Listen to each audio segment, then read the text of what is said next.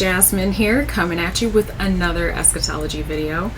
And today, before we get into the new topic for our conspiracy theory mini-series, I wanted to do a recap of the videos that we have done in the past so that you could be at least somewhat up to speed on what they all covered. And then if you find one of the topics interesting, you can always go back, refer to it, and get the full scoop. Video number 1 was Beginning of the End. It's discussing that the church often likes to bypass the weird portions of the Bible. Another thing that we tend to like to do is discount what is going on within our culture and within academia in deference to traditions and religious dogma, and oftentimes without any actual scriptural biblical basis for them. Second video was Deal with the Devil. This particular video, we focused on this idea of how the devil will reproduce tactics that he has seen work successfully in the past. And also the fact that he, having been the chief entertainer of heaven, has basically been able to apprehend Hollywood in order to puff up those who are talented and beautiful, or able to overcome that in some way with technology. Video number 3 was focused on tech. And that video, which was called Children of the Corns, Conspiracy Number 2, got super tech heavy. So if you are not a tech person, it will probably go right over your head, but it's still very interesting.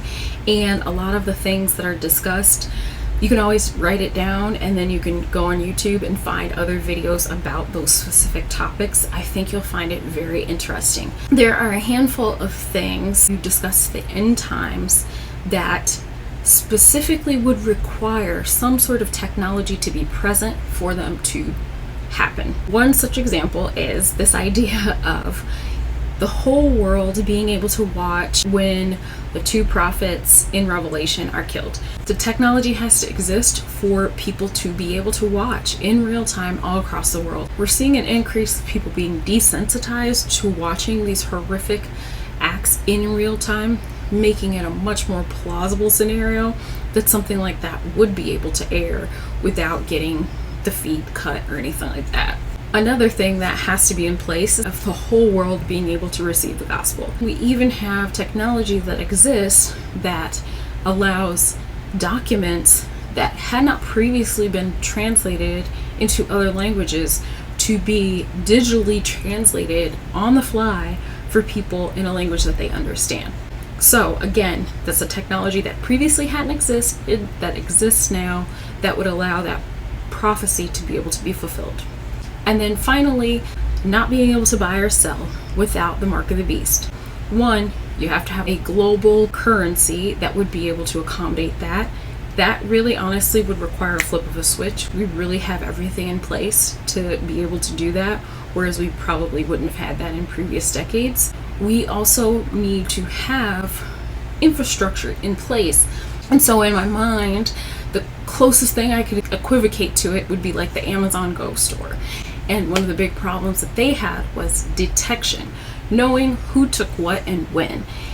The technology, once it exists, could easily be translated into other formats, into other forums, and then you would have all of the pieces that you would need in place to be able to buy and sell with global currency and determine who took what without any errors.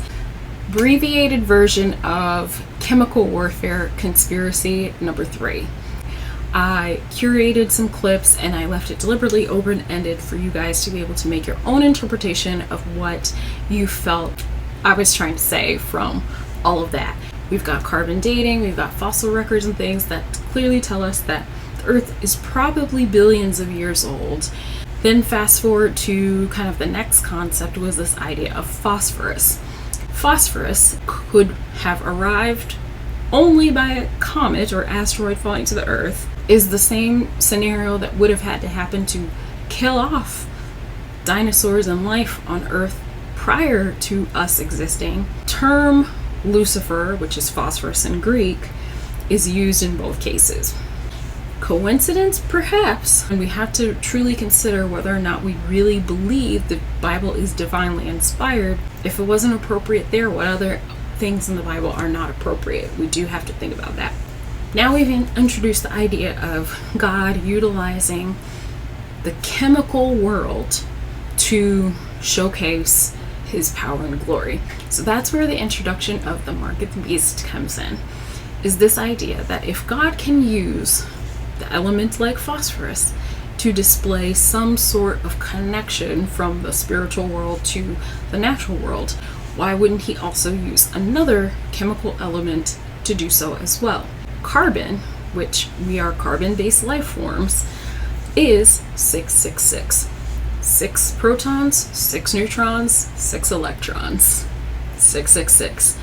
And the scripture does say that the number of the beast is the number of a man. What would be more a number of a man than the chemicals that compose him?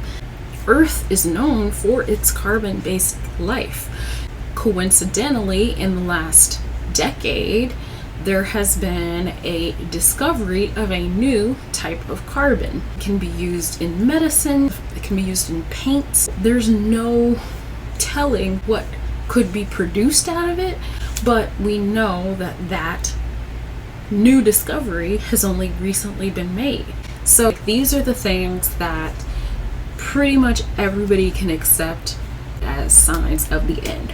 The abomination of desolation, which is basically like the man of sin. The apostasy, which is the great falling away. Celestial signs, the destruction of the temple. Earthquakes, false prophets and messiahs. Famines, the global commerce system. The gospel being preached to the whole world. Hate and lovelessness. International media platform. Lawlessness, the mark of the beast. The persecution of the church, various signs and wonders being performed by the beast, an unprecedented time of trouble and war. Today's topic is about this idea of the apostasy, which is also known as the great falling away. With the COVID pandemic being what it is, these various laws that are being enacted to put limits on gatherings. Some cases have been disproportionately impacting churches, even to the point where there's impacts on what you can do in a digital format, is censorship and limitations that are being put on the church. And so even the fact that we can disseminate information to whoever we want, the algorithm isn't allowing these messages to be shared, and in some cases it's deleting content or saying that content is not appropriate based on the learnings that it's getting from societal input. The sad part about it is nobody even physically has to be malicious to limit free speech of Christians, because the algorithms will do it for them. Nobody has to be the bad guy there. So, the apostasy is basically the falling away. There's a really good video by The Friendly Atheist, and he gives his perspective on the 10 reasons why people are starting to leave the churches. He mentions the internet, politics, morality, hypocrisy, children, science, sex and dating, friendships, and rituals. All of which I think are absolutely positively reasons why people are not staying comfortable within the church. I would also probably add in the word trauma. There's been a lot going on within the churches these days that has caused people to feel some sort of way. They've got some PTSD associated with their experiences within the church. We need to separate hypocrisy from morality, like cultural norms, from trauma, because I feel like they're very separate issues that the church has been contending with.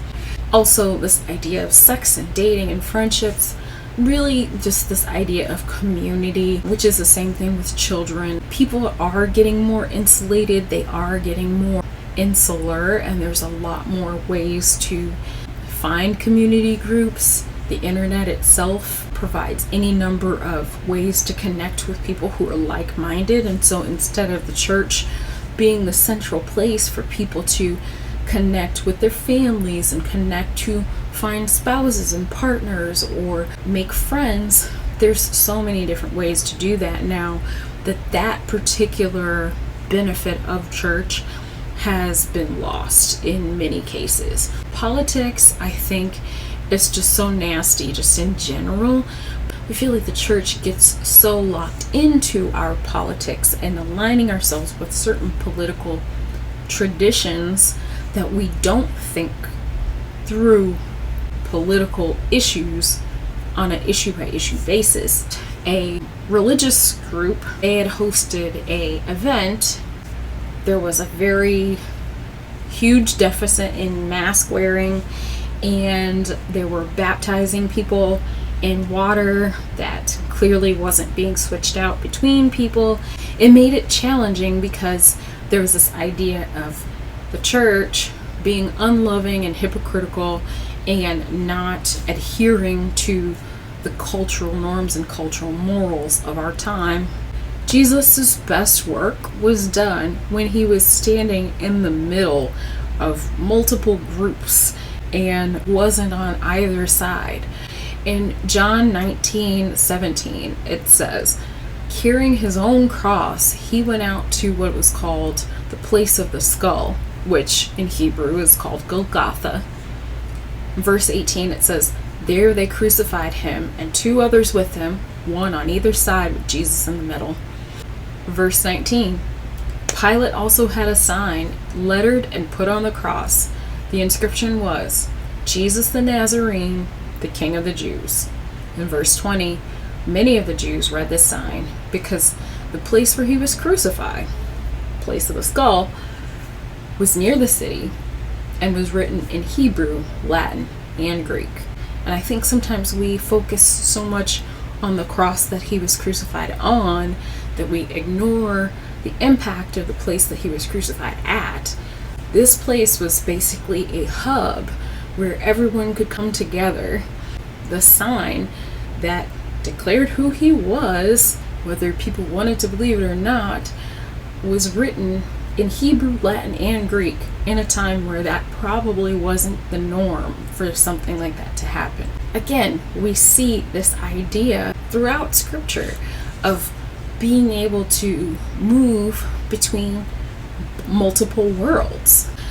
There were some things that were described at the end of Acts 13, and then as it carried on to Acts 14, it said, hey, the same thing happened in Iconium. They entered the Jewish synagogue and spoke in such a way that a great number of both Jews and Greeks believed. But the Jews who refused to believe stirred up poison in the minds of the Gentiles against the brothers. It's so interesting because these are supposed to be the holy people in this day, and they're stirring up what is defined as poison in the minds of these people because they refuse to believe. We just need to be willing to stand in the gap, like bridge between the culture and academia and the religious folks and say, where's the middle ground without being lukewarm? You don't get spit out being lukewarm, but you have to be able to be that bridge. That's what Jesus always did in his ministry. He was always the one who was defying what the norms of society were without completely undermining the truth of the scriptures and who he was. That's always been the mission of Holy Poison, is to have real, relatable religion. I think unfortunately the falling away that is happening within the church is really a result of people failing to